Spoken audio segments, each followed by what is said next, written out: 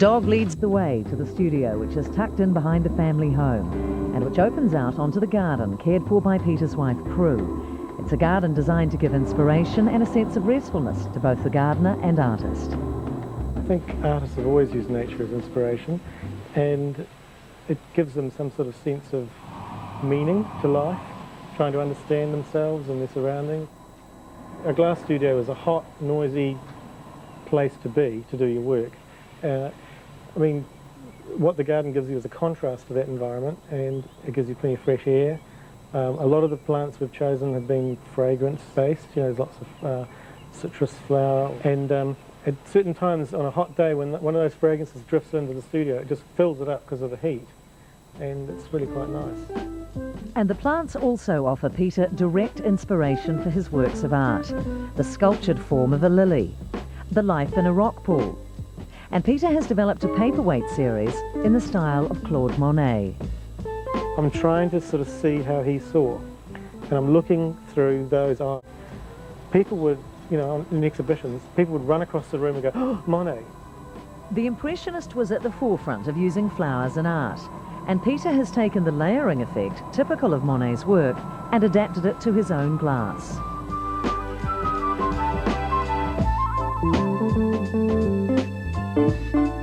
When I first started doing, say, the rock pool series, Prue and I would be walking the dogs around at low tide around Narrow Neck, and I had this idea of doing a sea wake for a while, and I was sort of thinking, when you actually look in there, there's not a lot going on, you know, until you sit there for about 5 or 10 minutes, and then, oh, you know, something shoots along, or an anemone opens, closes, you know, and then you realise you have to look for a while to see things.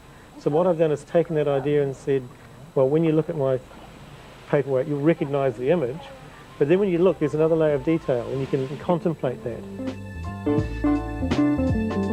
It was the immediacy of working with hot glass that first attracted Peter to the medium. He's able to capture an image that's not always designed to be accurate or even realistic, but one that appeals to his artistic eye.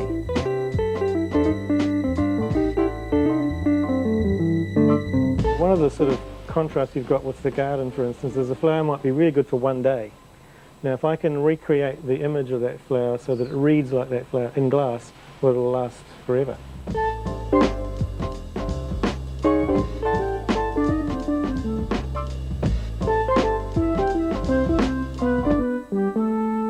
Some people associate calla lilies with death. I think they're wonderful, the white ones and the new coloured ones. But what's the appeal, the intrinsic appeal to you as an artist? Well, I think they're very simple. They're simple, you know, simple, elegant design, and I think that they're instantly recognisable. Now, I don't do botanically correct flowers, but people read these ideas as you know, the eye reads them as a calla lily, and I find them technically challenging. They're the most difficult thing that I make. So, you know, maybe that's just keeps me on my toes.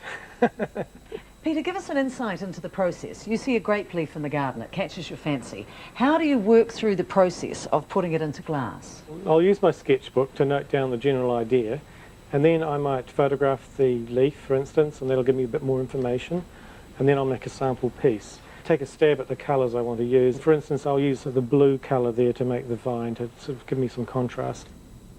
He then produces more samples until he's finally satisfied with the images. That could mean years of slaving over a hot furnace. But when it comes to hard work in the garden, that's all down to Prue. So do you lay out this garden for you or for the glass artist? I lay it out for me and I lay it out for Peter.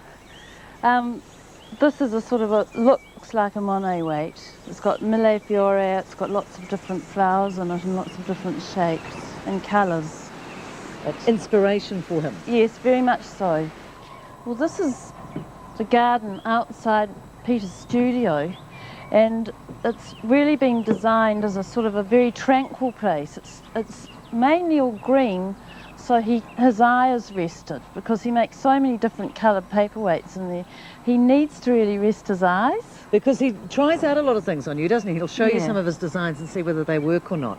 What about some of the plants here? Are there those that one day you hope to see in a paperweight or a vase? I want to see that Brugmansia in a paperweight because its shape is the shape of a paperweight. It's got a dome and it has the most fantastic pink flowers on it.